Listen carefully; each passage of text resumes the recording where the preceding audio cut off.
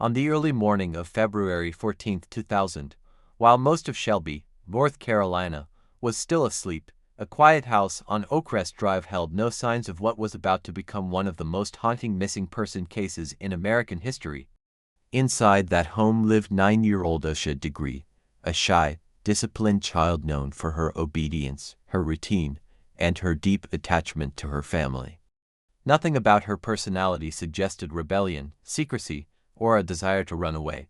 And yet, sometime after 2:30 a.m., Asha Degree left her home and stepped into the darkness. It was Valentine's Day, but the night carried no warmth. A winter storm had passed through the area hours earlier, leaving behind cold air, heavy clouds, and steady rain.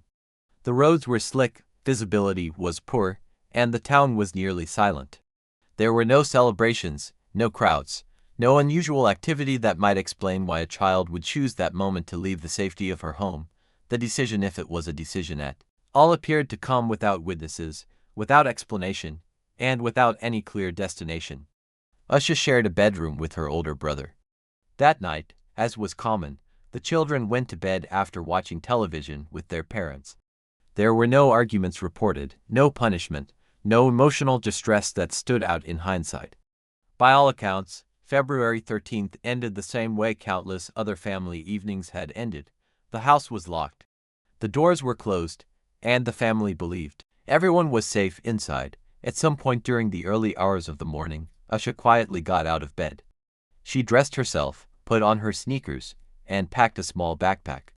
Inside were a few personal items, ordinary objects that, years later, would be analyzed repeatedly for meaning. She did not leave a note. She did not wake her brother. She did not alert her parents. Whatever compelled her to leave, it unfolded in silence. By the time her parents realized she was gone, daylight was approaching. Panic set in quickly. Searches began almost immediately, first by family members and neighbors, then by law enforcement. As the hours passed, one fact became impossible to ignore. Asha Degree had vanished into the night, alone, on foot, during a storm. And what made the situation even more unsettling was what would soon follow. Multiple witnesses would come forward claiming they had seen a young girl walking along a highway in the rain, hours before she was reported missing. From that moment on, the case would defy conventional explanations. A child with no history of running away. A dangerous environment. A timeline filled with gaps. And a disappearance that, more than 2 decades later, still resists resolution. This is not a story of a dramatic crime scene or an obvious act of violence. It is a story defined by absence, by unanswered questions, quiet roads, and the unsettling reality that sometimes a child can step into the dark and never be seen again. Before the night she vanished, Asha Degree's life followed a pattern defined by structure, family, and routine. She lived with her parents and her older brother in Shelby, a small city in Cleveland County, North Carolina. The Degrees were known as a close-knit, hard-working family. Asha's parents were described as attentive and protective, the kind of parents who emphasized responsibility, education, and safety. There was nothing chaotic or unstable about the household that would later offer an easy explanation for her disappearance. Asha was a 4th-grade student, quiet by nature, polite with adults, and reserved around people she did not know well. Teachers described her as well-behaved and dependable. She was not a child who challenged authority or acted impulsively. At school, she followed rules closely and showed respect for routines. At home, she was known to check in with her parents, ask permission, and adhere to expectations. These details would later become critical because they stood in direct contrast to the idea that she might simply run away. She was also involved in activities typical for a child her age. Asha played basketball, though she was not particularly confident on the court. Just days before her disappearance, she had participated in a game where her team lost. Some observers later speculated whether disappointment or embarrassment might have affected her emotionally. But those close to her never reported any extreme reaction. Losing games was part of growing up, and Asha had experienced setbacks before without incident. Inside the home, evenings were predictable. The family ate together, watched television, and prepared for the next school day. There were no reports of arguments, punishment, or emotional distress on the night before she disappeared. In fact, her parents would later emphasize that nothing about that evening felt unusual or alarming. It was, by every available account, an ordinary night. This normalcy is one of the most troubling aspects of the case. When investigators and the public look back, they search for warning signs, changes in behavior, secret conversations, sudden fear, or unusual excitement. In Asha's case, those signs were largely absent. There was no indication that she planned to leave home, no note, no known conflict, and no obvious external pressure. What remains is the portrait of a child whose life appeared stable and predictable, making the decision or event that led her out into the night all the more difficult to understand. The foundation of her world did not suggest escape, and that reality would later deepen the mystery surrounding why she left, and whether she truly intended to leave at all. The final confirmed hours of Asha Degree's presence inside her home offer very little in the way of drama, conflict, or warning. On the evening of February 13, 2000, the Degree family followed a routine that had been repeated countless times before. Dinner was eaten, television was watched, and preparations were made for the next day. Valentine's Day was approaching, but there were no plans that suggested anything out of the ordinary. The household settled into sleep with no sense that anything was amiss. Asha and her brother shared a bedroom, a detail that would later become significant. According to her brother, he remembered waking briefly during the night when he heard movement, possibly the sound of the bed shifting. At the time, he did not think it was unusual. Siblings often moved during the night, and there was no reason to believe that Asha was preparing to leave the house. The moment passed without concern. At some point after that brief awakening, Asha got out of bed. She dressed herself carefully, putting on her shoes and selecting clothes appropriate for outdoor wear. She gathered a few belongings and placed them into a small backpack. The contents were not extravagant or dramatic. They were personal, ordinary, and, in hindsight, unsettling precisely because of their simplicity. These were the choices of a child, not the actions of someone equipped for travel or survival. There is no evidence that she spoke to anyone in the house before leaving. No doors were heard opening. No alarms were triggered. The home remained quiet. Asha exited without waking her parents, without waking her brother, and without leaving any message behind. The absence of a note would later fuel endless debate. Was she planning to return? Was she responding to something immediate, rather than long-term, or did she believe she would be back before anyone noticed she was gone? When her parents discovered her absence later that morning, their response was immediate. They searched the house, then the neighborhood, calling her name and hoping she had wandered somewhere nearby. Very quickly, hope gave way to fear. As hours passed with no sign of her, it became clear that this was not a simple misunderstanding or a brief adventure. Those final hours inside the Degree home remain, frozen in time, defined not by what happened, but by what did not. There was no confrontation, no visible catalyst, no clear trigger. The silence of that night would become one of the most enduring and troubling elements of the case. What transformed Asha Degree's disappearance from a deeply concerning missing child case into something far more disturbing were the reports that emerged within days of her vanishing. These accounts suggested that Asha had not simply left her home and disappeared immediately. Instead, multiple independent witnesses claimed they had seen a young girl matching her description walking alone along North Carolina Highway 18 in the early morning hours, during heavy rain and darkness. Highway 18 is not a quiet residential street. It is a state highway, connecting small towns and carrying steady vehicle traffic, even late at night. On the morning of February 14th, weather conditions were poor. Rain reduced visibility, temperatures were cold, and the roadside was dark and uneven. For an adult, walking along that highway under those conditions would be dangerous. For a 9-year-old child, it bordered on unthinkable. One of the first witnesses was a truck driver who noticed a small figure walking southbound along the road sometime between 3:30 and 4 a.m. At first, the sight did not immediately register as alarming. It was dark, and he assumed it might be a small adult. But as he drew closer, he realized the figure was much smaller than expected. He slowed his vehicle and turned around, intending to check on the person's safety. When his headlights illuminated the roadside again, the child had left the shoulder of the road and disappeared into the surrounding woods.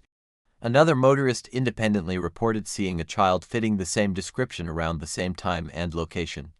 This second account reinforced the credibility of the sightings. These witnesses did not know each other. They came forward separately, and they described similar details: a young girl, alone, walking with purpose, carrying a backpack, in the rain. For investigators, these sightings were both crucial and deeply troubling. They established that Asha likely traveled nearly a mile from her home on foot, voluntarily or otherwise. They also introduced a new and frightening variable: if she left the road to avoid contact with a passing vehicle, what or who might have caused that reaction? Some have argued that a child might instinctively avoid strangers. Others point out that her movement into the woods suggests fear, urgency, or pursuit. There is no consensus, only questions. What is clear is that these sightings shattered any remaining assumption that Asha was still nearby or had simply wandered off and become lost close to home. From that moment forward, the case entered a different phase. The disappearance was no longer confined to a bedroom or a neighborhood. It had unfolded along a dark highway, in the rain, witnessed by strangers who could do nothing more than report what they saw after the fact. And somewhere beyond that road, Asha Degree vanished completely. Once law enforcement became involved, the search for Asha Degree escalated rapidly. What began as frantic efforts by family members and neighbors soon expanded into a coordinated operation involving local police, sheriff's deputies, search and rescue teams, and volunteers from across the community. The urgency was unmistakable. A 9-year-old child had been seen walking alone along a highway in dangerous weather conditions, and every passing hour reduced the chances of finding her safe. Search teams focused first on the areas closest to the last known sightings. The stretch of Highway 18 where witnesses reported seeing Asha became a primary zone of interest. Crews combed the roadside, drainage ditches, and nearby fields. Dogs were brought in to track scent, and helicopters were used to survey the surrounding terrain from above. The woods bordering the highway were dense, uneven, and difficult to search, especially after rainfall that could quickly destroy physical evidence.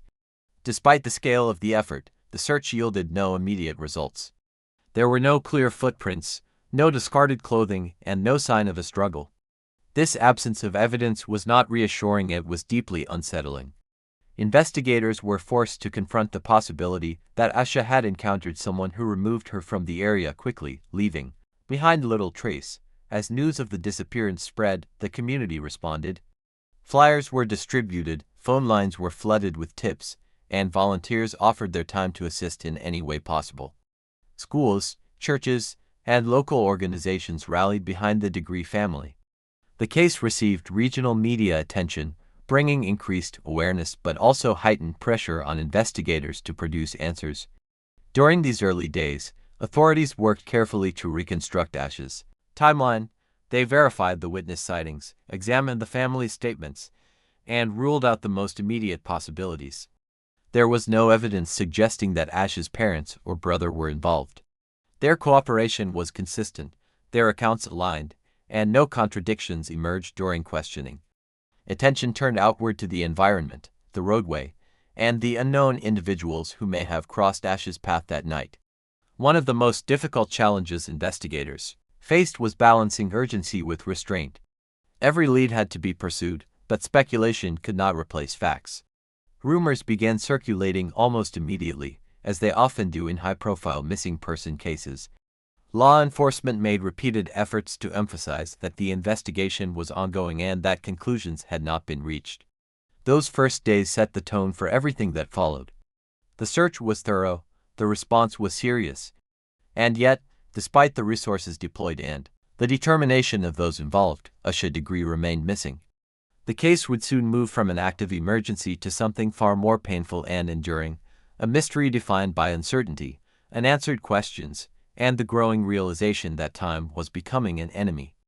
More than a year after Asha Degree disappeared, when public attention had begun to fade and the investigation had settled into a long, difficult waiting phase, a discovery hundreds of miles from her home reignited both hope and fear. In August 2001, construction workers near Morganton, North Carolina, approximately 30 miles north of Shelby, uncovered a backpack buried along a rural stretch of land near a highway construction site. Inside the backpack were items that would soon be confirmed as belonging to Asha Degree. The discovery immediately raised new and troubling questions. The backpack had not simply been discarded. It had been carefully wrapped in plastic and buried, suggesting deliberate human action. This detail alone shifted the tone of the investigation.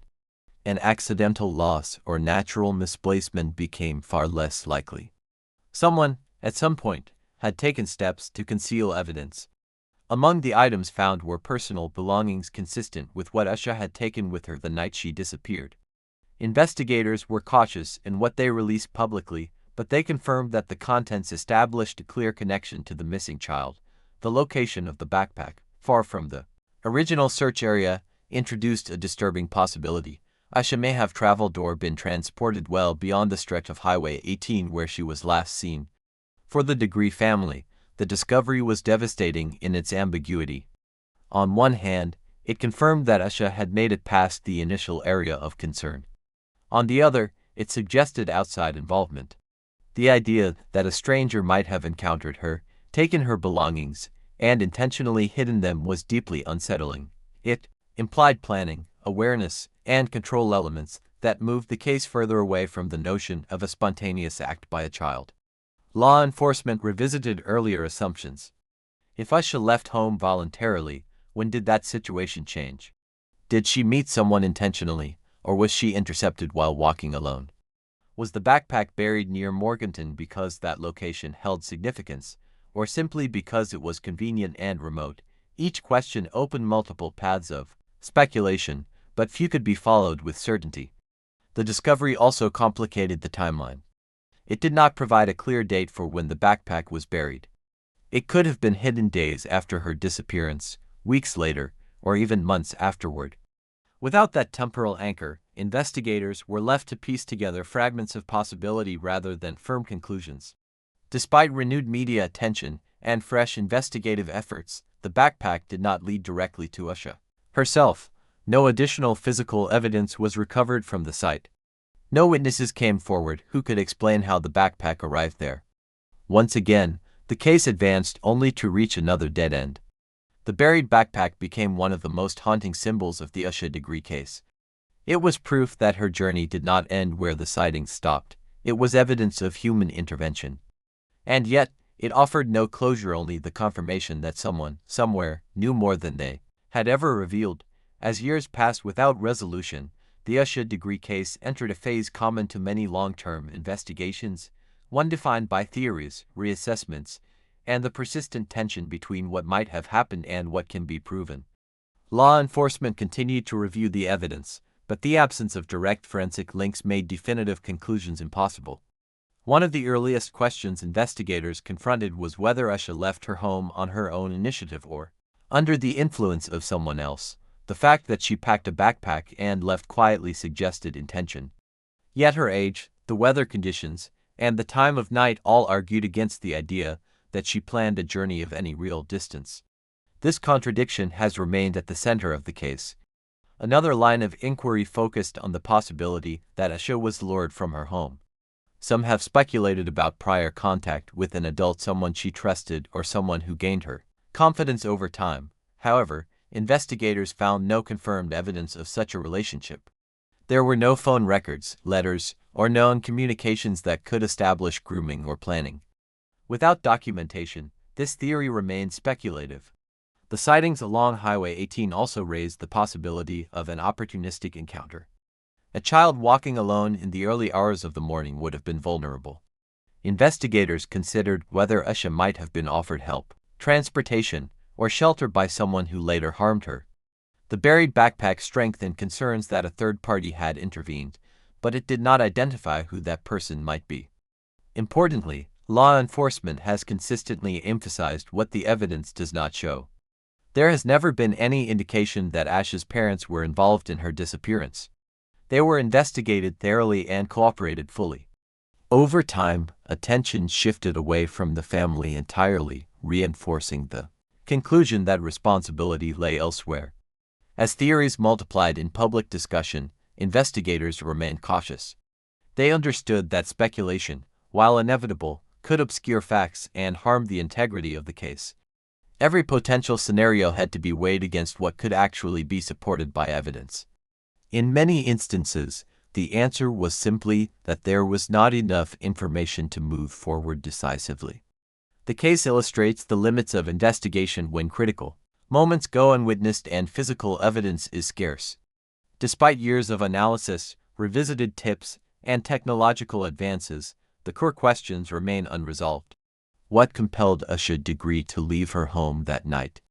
And at what point did her path intersect with someone who changed her fate? Without new evidence, those questions remain unanswered, suspended between possibility and proof. As the years turned into decades, the disappearance of Asha Degree settled into the difficult reality of a cold case. Investigations did not stop, but they changed in nature. Active searches gave way to periodic reviews, urgent press conferences became rare. Leads slowed, and each new tip required careful evaluation against a growing archive of unresolved questions. Time altered the case in subtle but profound ways. Witness memories faded, physical locations changed.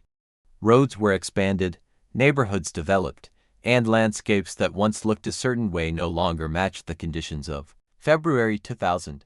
These changes complicated efforts to revisit earlier evidence or reconstruct the environment in which Asha was last seen. For the Degree family, time did not bring closure. Instead, it introduced a new kind of endurance. They continued to live with uncertainty, marking birthdays and anniversaries without answers. Public appeals were renewed periodically, and age progression images were released in the hope that someone might recognize Asha as an adult. Each update was both an act of hope and a reminder of how much time had passed. Law enforcement agencies have stated that the case remains open. Tips are still accepted. Advances in forensic technology have offered possibilities that did not exist at the time of the disappearance, but those tools require material to analyze. Without new physical evidence, progress remains limited. The endurance of the case in public memory speaks to its emotional weight. A child walking alone into a storm, seen by strangers who could not intervene, leaves a lasting impression. The simplicity of the facts, combined with their unresolved nature, makes the case difficult to forget. Cold cases often fade from attention, but some persist because they resist explanation. Asha Degree's disappearance remains one of those cases defined not by what is known, but by what has never been discovered. More than 2 decades after Asha Degree disappeared, her case continues to resonate far beyond the town of Shelby, North Carolina.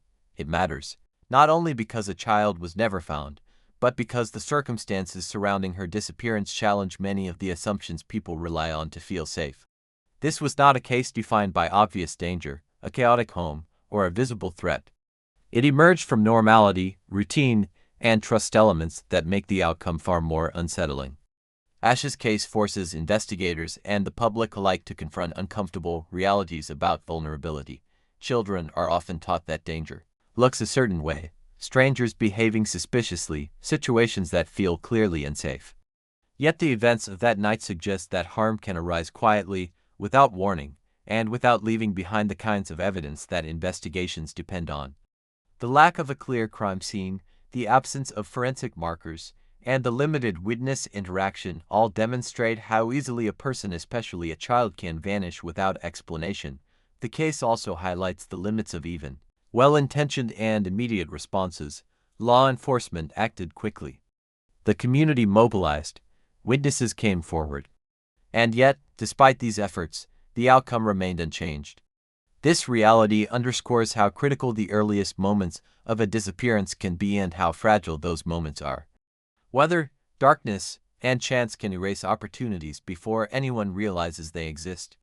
Beyond the investigative dimension, Asha Degree's disappearance endures because of its human impact. Her family has lived for years without answers, without certainty, and without the ability to fully grieve. For them, the case is not a mystery to be discussed, it is an ongoing absence.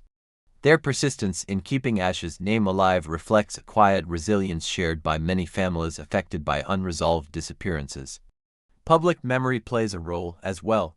Cases like Asha's remind society why attention matters, even years later. Tips can emerge long after an event. Memories can resurface. Information once dismissed can gain new meaning. Awareness keeps the possibility of resolution alive, even when hope feels distant. Ultimately, the Asha Degree case matters because it represents more than a single unanswered question. It stands as a reminder of how quickly certainty can dissolve, how deeply absence can shape lives, and how important it is to continue asking questions carefully, respectfully, and without losing sight of the person at the center of the story of Asha. Degree does not end with a discovery, an arrest, or a clear explanation. It ends, instead, with a question that has remained unanswered for more than 20 years.